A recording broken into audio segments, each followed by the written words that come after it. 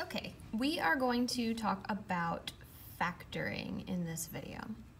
So factoring, we're first going to start with just our x squared plus bx plus c equations. So we're not going to have any value in front of the x value, okay, the x squared.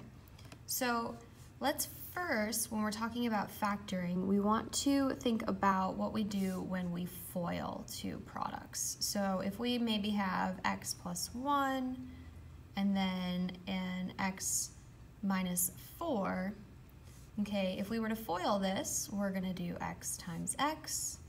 We get x squared. Then we have x times negative 4. We get negative 4x. We have 1 times x. We get positive 1x. And we have 1 times negative 4. And we get negative 4. We then combine our two middle terms. And we're going to get x squared minus 3x minus 4.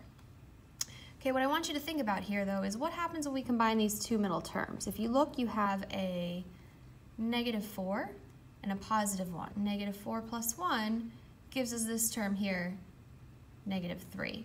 Okay, positive 1, negative 4. Okay, but then I also take that positive 1, negative 4, and I multiply them to get my last term, which is this negative 4 here. So when I'm looking at factoring, I'm looking for two terms of a binomial that are going to add to my middle term, multiply to my last term. Okay, so if I were to take this and factor it, I would set up two binomials. I'd put an x in both of them.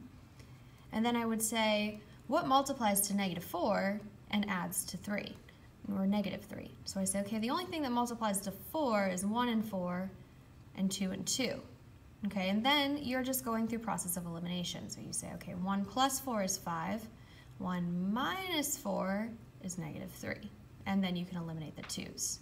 So then you say, okay, well, that's a positive 1 and a negative 4. So I have x plus 1, x minus 4. So when I'm factoring, I'm basically reverse engineering from when I'm FOILing. Okay, so you are taking the expanded binomial, and now you're putting it into two factors.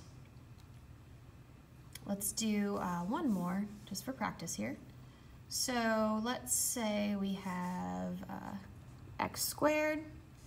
We'll go with plus 10x plus 21. Okay, so we set up our two binomials. We put an x in both. And then we say, what multiplies to 21? Well, we have 1 and 21, and 3 and 7. Now they're both positive, so they're going to either be both positive or both negative, because they're going to multiply to a positive. Middle term, positive, so 1 plus 21, nope, that doesn't work. 3 plus 7, that does work. So here I do plus 3, plus 7. And we can always FOIL to check this. X times x, x squared, x times 7, 7x, 3 times x, 3x, 7 times 3, 21. My middle terms combine to give me that positive 10x. So I have factored correctly.